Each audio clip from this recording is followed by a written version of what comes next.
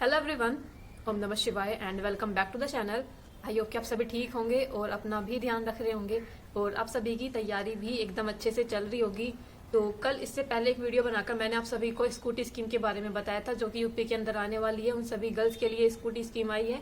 जो जितनी भी गर्ल्स हैं जो तैयारी कर रही हैं, जो किसी भी कोर्स में एनरोल हो रखी हैं, जिन्होंने कहीं पर भी किसी भी कोर्स के अंदर एडमिशन ले रखा है, तो आज इस सभी चीजों के बारे में ही बात करने वाले हैं कि इसका क्राइटेरिया क्या क्या रहने वाला है, कौन से कोर्स के अंदर आपको मिलेगा, यानी कि 10th वाले बच्चों, 11th 12th या किस कोर्स के बच्चों को मिलेगा, या कुछ कॉलेज ऐसे हैं जिन कॉलेजों को नहीं मिलेगा, वो कॉलेज कौन से हैं जिन कॉलेजों को नहीं मिलेगा, और गवर्नमेंट कॉलेज के लिए क्या रहेगा, प्राइवेट कॉलेज के लिए क्या रहने वाला है, और उसके बाद जो ओपन यूनिवर्सिटीज होती हैं, जो ओपन यूनिवर्सिटी जो इग्नू वगैरह होते हैं, उनके बच्चों को मिलेगा या नहीं मिलेगा। आज सभी कुछ पूरा एकदम क्राइटेरिया के बारे में बात करने वाले हैं। इससे पहले वाली वीडियो में मैंने आप सभी को बता दिया था कि देखो, आप सभी को थोड़ा सा ट्रस्ट करना पड़ेगा प्रोसेस पे, कि अभी थोड़ी बहुत दिनों में ना चीजें स्टार्ट होने वाली है, कैसे क्या क्या स्टार्ट होंगी। और मुझे ना कुछ कमेंट आए थे पहले वाली वीडियो पर, जो मैंने इससे पहले एक वीडियो बनाई थी, कि दीदी जिस तरह से हमें टैबलेट वगैरह जो मिले थे, टैबलेट और जो फोन मिले थे, उनके लिए कि हमने कोई फॉर्म वगैरह तो फिल नहीं किया था, लेकिन फिर भी हमें मिले थे, तो इसके स्कूटी के अंदर भी ऐसा ही होगा। तो देखो, इसमें ऐसा नहीं होगा, क्योंकि इसके अंदर पहले से ही क्राइटेरिया है कि आपके पास इतनी परसेंटेज होनी चाहिए, इतने लाख तक की इनकम होनी चाहिए,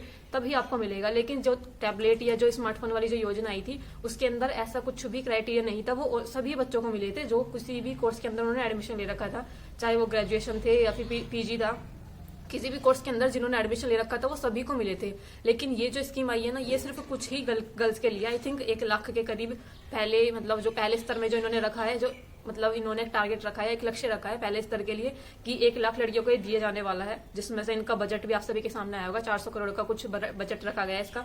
तो देखो, ये सभी चीजें हैं। फिलहाल मैं बात करूँ तो देखो, कुछ लोग इसका विरोध इसलिए कर रहे हैं कि इससे अच्छा होता है कि ये लोग नौकरी दे देते हैं, मतलब या फिर कोई जो गवर्नमेंट जॉब इतने टाइम से नहीं आई है, जैसे कि यूपी के अंदर टीचर की वैकेंसी नहीं आई है, वो इनको निकाल देनी चाहिए थी। कहीं ना कहीं ये बात मुझे भी बिल्कुल सही लगी कि इससे अच्छा होता कि ये कहीं ना कहीं अगर हमारे लिए कोई वैकेंसी ले आते, जैसे कि अभी यूपी पुलिस की तो गई है, चलो अभी कुछ नई वैकेंसी आने वाली है, यूपी पुलिस की आएगी, लेकिन सबसे ज्यादा इंपॉर्टेंट जो है इस टाइम पर टीचर की वैकेंसी है। यूपी के अंदर टीचर की वैकेंसी नहीं आई है, बहुत टाइम हो चुका है यूपी के अंदर टीचर की वैकेंसी को आए हुए। और सबसे ज्यादा जो प्रॉब्लमेटिक बात मुझे इनकी लगती है ना, वो ये है कि इतना टाइम हो गया, उसके बाद भी ये लोग बोलते हैं कि छात्र शिक्षक जो अनुपात है वो बराबर है, इनके पास कमी नहीं है टीचर्स की, ये इनका स्टेटमेंट होता है। अब देखना है कि क्या क्या चीजें रहने वाली। फिलहाल तो देखो, इसी पर बात करते हैं जिसके बारे में आज मैं ये वीडियो बनाने वाली हूँ। स्कूटी स्कीम के बारे में ही बात करते हैं। तो देखो, कुछ लोगों के कमेंट आए थे कि दीदी हम 12th में हैं, अभी हमारे एग्जाम चल रहे हैं, ये सब चीजें हो रही हैं, तो क्या हमें भी मिलेगा। तो देखो, जिन लोगों का 12th हो चुका है, ये ना स्कीम उन्हीं के लिए है। 12th आपकी मिनिमम रिक्वायरमेंट है, 12th आपकी कंप्लीट होनी चाहिए, और इसके साथ एक और शर्त रखी गई है कि 75% से कम नहीं होनी चाहिए आपके 12वीं क्लास के अंदर नंबर। मतलब जिस भी आपने, चाहे आपने सीबीएसई से किया हो या फिर यूपी बोर्ड से किया हो, मैंने यूपी बोर्ड से किया था अपना 12th जो था, मेरे आई थिंक मेरे थे 81% से मेरे 12th के अंदर। तो आपके 75% से कम नंबर नहीं होने चाहिए 12वीं के अंदर। और जब आप 12वीं करोगे, मैंने आपको रीजन भी बताया था क्योंकि 12वीं के बच्चों को क्यों नहीं मिलेगा, क्योंकि जो आपके जो स्कूल होते हैं ना, ये जो प्राइमरी, अपर प्राइमरी, इसके बाद जो ये सेकेंडरी, सीनियर सेकेंडरी के जो स्कूल होते हैं, 12th तक के जो स्कूल होते हैं, ये आपके घर के बहुत ज्यादा दूर नहीं होते, ये आपके घर के पास में ही होते हैं। 5-6 किलोमीटर के ज्यादा से ज्यादा इतने दायरे तक आपको अच्छा स्कूल मिल जाता है। तो इसलिए उन बच्चों के लिए नहीं है, या फिर उन गर्ल्स के लिए नहीं है जो 12th कर रही हैं या फिर 11th में है। ये उन्हीं के लिए है जो 12th अपनी कंप्लीट कर चुकी हैं। और ऐसा नहीं है कि 12th करने के बाद आपने 12th तो कर ली, लेकिन उसके बाद आपकी शादी हो गई या फिर मतलब आपने पढ़ना छोड़ दिया, फिर उनके लिए नहीं है। उनके लिए है जो पढ़ रही हैं अभी करंट में, कहीं ना कहीं उन्होंने किसी कोर्स के अंदर एनरोलमेंट करा रखा है अपना, कहीं ना कहीं, या फिर एडमिशन लिया है, चाहे वो अभी अपीयरिंग में हो या फिर कंप्लीट हो चुकी हो या फिर लास्ट सेमेस्टर में हो, उन सभी को मिलेगा। तो अभी एक एक करके सभी कोर्स के बारे में बात करते हैं। देखो, सबसे पहले 12th आपकी कंप्लीट हो चुकी होगी, जो भी लोग फॉर्म अप्लाई करेंगे। अब मान लेते हैं कि आप ग्रेजुएशन में हो सकता है आप बीए कर रहे हो, बीएससी कर रहे हो, बीकॉम कर रहे हो, सभी बच्चों को मिलेगा। उनको अपना फॉर्म अप्लाई करना पड़ेगा, फॉर्म ये कॉलेज के थ्रू ही अप्लाई होंगे।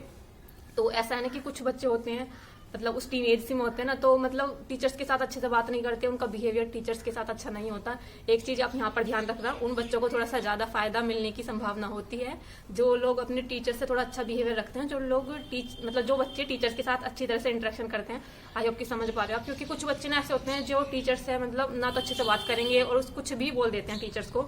आपने ज्यादातर देखा होगा कॉलेजों में इस तरह की चीजें बहुत ज्यादा होती हैं। मैंने मेरठ से की थी और आप सबको पता है किस तरह का माहौल रहता है। तो थोड़ा सा उन बच्चों को ज्यादा बेनिफिट देखने को मिल सकता है जो टीचर से थोड़ा अच्छे से रहते हैं, अच्छे से बात करते हैं उन सभी के साथ। तो ग्रेजुएशन बेस पर उसके बाद पीजी की बात करूँ, चाहे आप एमए कर रहे हो, एमएससी कर रहे हो, एमकॉम कर रहे हो।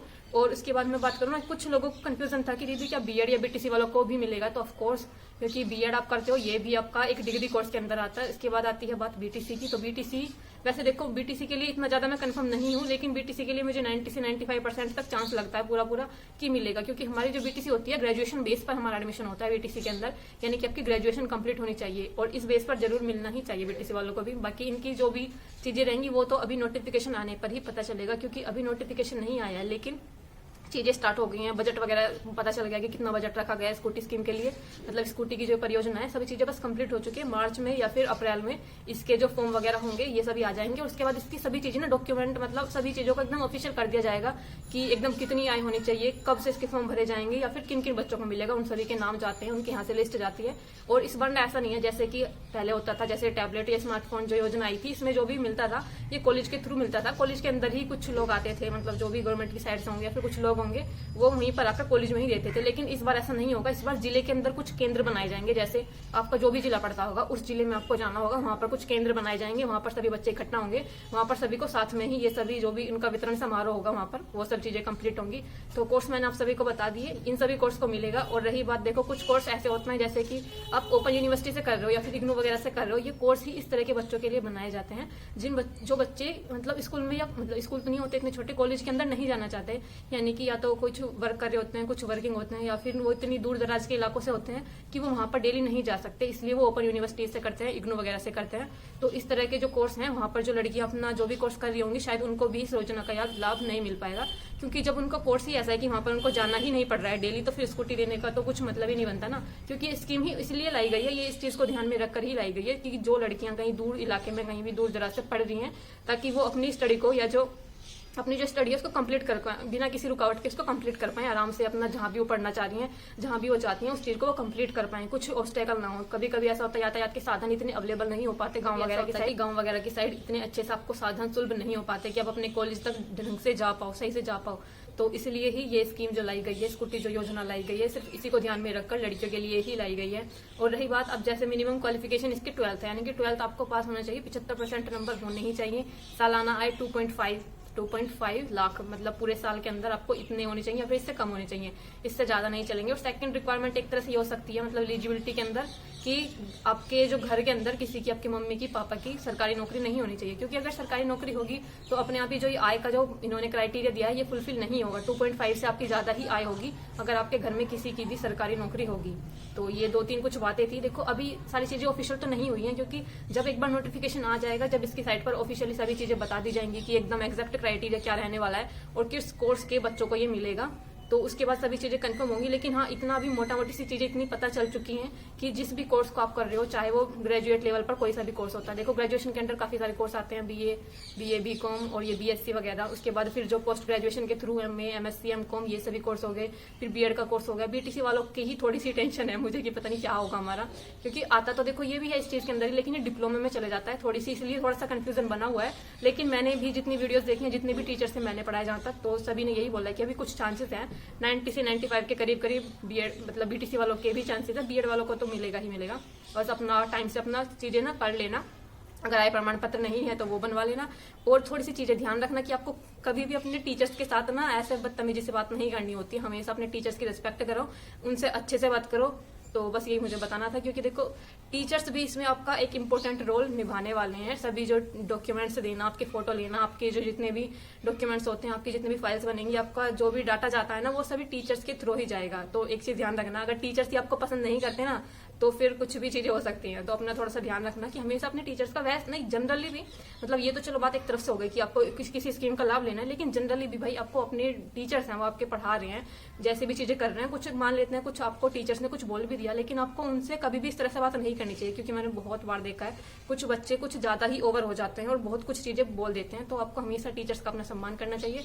तो यही कुछ चीजें थी जो मुझे आप सभी को बतानी थी, इन सभी चीजों का ध्यान रखना। और इसके फॉर्म वगैरह जो है मार्च या फिर अप्रैल में आ जाएंगे, अपना टाइम से फिल कर लेना, या फिर जितनी भी चीज़ें होती है ना, वैसे तो जब आप ये कॉलेजों में कर रहे हो तो कॉलेज वाले अपने आप कर देते हैं कि कितने बच्चे की कितनी परसेंटेज है, क्योंकि उनके पास सब डाटा होता है। लेकिन फिर भी वो आपके पास फोन करके किसी चीज़ों से पूछ सकते हैं, या फिर आपको खुद थोड़ा सा अपनी तरफ से भी ध्यान रखना पड़ेगा। एक दो बार जब आपको पता चलेगा ना, वैसे तो आपको ऑनलाइन पता चल ही जाएगा जब नोटिफिकेशन आएगा, या फिर मैं आप सभी को बता दूंगी टेलीग्राम चैनल पर। उसके बाद आप कॉलेज में पता कर लेना कि सर ऐसी ऐसी चीज़ें, आप अपना जो आय प्रमाण पत्र होगा वो ले जाकर आप अपने कॉलेज में दिखा सकते हो, जो भी चीज़ें होंगी। फिर उसके बाद कॉलेज वालों पर डिपेंड करता है कि वो लोग क्या डिसीजन लेंगे, वो आपके नाम को आगे भेजेंगे या फिर नहीं भेजेंगे। यही सब चीज़ें रहने वाली है। और जैसे मेरे पास कुछ कमेंट आए थे कि दीदी अगर हम जैसे बीएड कर रहे हैं तो हमारे कौन से मार्क्स जुड़ेंगे।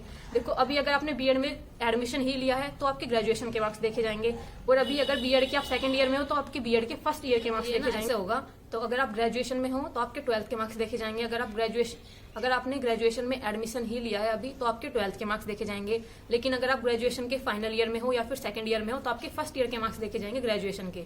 तो इस तरह से ये ध्यान रखना है, क्योंकि हमें कुछ लोगों को कंफ्यूजन था कि क्या सिर्फ 12th के ही मार्क्स देखे जाएंगे, तो ऐसा नहीं है। अगर आपने मान लेते हैं कि जैसे अभी आपने बीटीसी में एडमिशन लिया है, अगर आपने बिल्कुल अभी एडमिशन ही लिया है और आपके एग्जाम वगैरह नहीं हुए हैं, तो आपके जो उससे पहले आपने कोर्स किया होगा ना, जैसे कि आपने उससे पहले बीएससी किया होगा, बीकॉम किया होगा, कुछ भी किया होगा, आपने ग्रेजुएशन लेवल का कोई कोर्स किया होगा, तो उसके मार्क्स देखे जाएंगे। लेकिन जैसे ही आपके एक ईयर के पेपर या एक सेमेस्टर के एग्जाम हुए तो उसके बाद आपके फर्स्ट सेमेस्टर की जो परसेंटेज होगी वो देखी जाएगी, उसके अंदर कितनी परसेंटेज आएगी वो देखी जाएगी। तो इस तरह से रहने वाला कुछ क्राइटेरिया। थोड़े दिनों में इसके फॉर्म फिल होना स्टार्ट हो जाएंगे और होपफुली आई होप कि सभी चीजें अच्छे से कंप्लीट हो जाए। बाकी जैसे भी ये चीजें कर रहे हैं, लेकिन बस ये सभी चीजें तो ठीक है, टेम्पररी है, कोई ऐसा परमानेंट नहीं है। देखो, जॉब से अच्छा तो कुछ भी नहीं है। इससे अच्छा होगा कि कुछ टाइम बाद ये जब भी कैसे भी करें, जल्दी से ये यूपी के अंदर टीचर की वैकेंसी जल्दी से जल्दी निकालें, ताकि अपनी हम टीचर की जॉब लेकर सिक्योर हो जाए कहीं ना कहीं। देखो, ये सभी चीजें टेम्पररी है, इनसे हम कितने दिन ही खुश रह जाएंगे। मतलब मान लेते चलो किसी को स्कूटी मिल गई, कुछ टैबलेट मिल गया, फोन मिल गया, आप कितने दिन उससे खुश रहोगे। थोड़े दिन बाद तो भाई आपको कुछ ना कुछ आपको मतलब लाइफ में करना ही है। अभी ये लोग नौकरी निकालें जल्दी से कहीं वैकेंसी आए तो अपनी पढ़ाई करके कहीं से सेटल हो चीजें। बाकी अपनी तैयारी चल रही है, बस इस तरह से अपनी तैयारी करते रहो। बाकी आपका कोई क्वेश्चन रहेगा तो प्लीज कमेंट कर देना। मिलते हैं नेक्स्ट वीडियो में, तब तक के लिए bye bye, take care and Radhe Radhe.